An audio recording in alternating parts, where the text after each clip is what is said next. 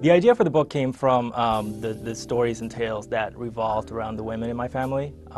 When I was a child, I was a very shy kid, and instead of playing outside with my neighbor's kids, I would sit in my mother's living room and listen to her talk to her friends and other family members. And they were always telling stories. They were always telling funny stories, sad stories, horrific stories.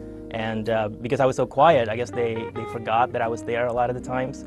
And so they were sometimes, they never censored what they had to say. And my book was sort of my attempt to sort them into order, and by extension, my childhood into some kind of order. The book's mystical settings and fantastical elements, they sort of came about by accident. When I first started writing the book, it didn't have any of those elements. And I set out to write just a simple, straightforward chronicle of these two families. But then I think I got to the part where Eva was complaining for the first time. And I thought that part was kind of dull. It was a little kind of bland and too grounded in reality. A lot of people complain about 1,000 things a day, like what makes that woman's complaining so special and so unique. But I didn't know how to fix it. I tinkered with it for a few months. I didn't know how to fix it.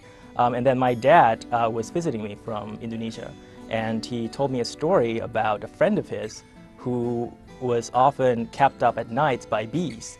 And I was confused, like, what do you mean kept up by bees? Like, is he a beekeeper?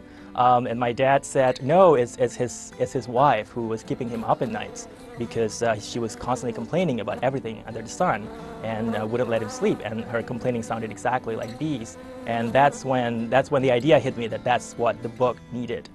So I went back to the chapters that I'd already written, and I looked for magical things that I could weave into those chapters, and that's how the whole fantastical element started.